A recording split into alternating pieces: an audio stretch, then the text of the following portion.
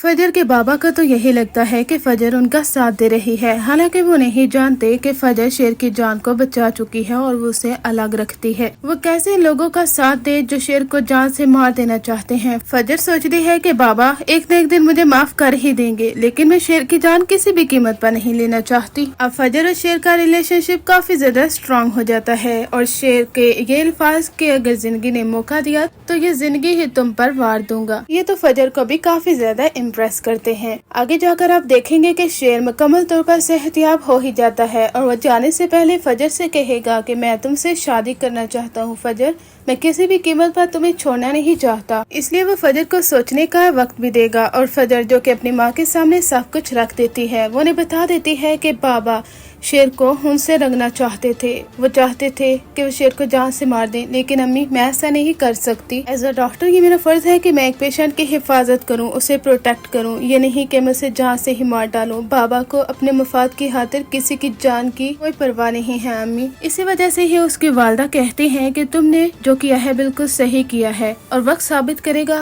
कि तुमने कुछ गलत नहीं किया। अब ड्रामे में ट्विस्ट उस वक्त आता है जब फहद जब वो अपने बाबा के पास होता है और कहता है कि आपको क्या लगता है कि फजर वो शेर को गायब करवा चुकी है और हम लोगों से बदला ले रहे हैं। वो सब ये भी तो हो सकता है कि वो शेर को सही सलामत वापस ले आए, फिर आपको मालूम होगा कि जख्मी शेर कैसे वार करता है। उसके बाबा भी काफी ज्यादा हैरान होते हैं इस बात से। वो कहते हैं कि अब हमें ये नहीं मालूम कि अगर वो उसे मार देगी तो हमें जायदाद में कुछ हिस्सा भी नहीं मिलने वाला, और अगर शेर वापस आ गया तो हम सब लोगों को नहीं छोड़ेगा, आखिर हम करें तो क्या करें। और फजर के बाबा इस हद तक प्राउड फील करते हैं और फजर से कहते हैं कि मेरी बेटी ने बेटा बनकर दिखाया है। फजर ने शेर को ऐसी जगह छुपा दिया है जहाँ पर अब वो कभी मिल नहीं सकता, यानी फजर शेर को मार भी देगी। फजर अपने बाप को देख रही होती है कि मेरे बाबा किस तरह से मेरे हाथों को खून से रंगना चाहते हैं। मैं सोच भी नहीं सकती कि एक बाप ऐसा भी कर सकता है जो अपनी बेटी को कहे कि वो अपने दुश्मन को जान से मार डाले, हालांकि वो मेरा पेशेंट है। इधर फजर ने ऐसी चाल चली है कि रंगून वाला डॉक्टर, बदर चचा और सब लोगों को मालूम नहीं हो रहा कि आखिर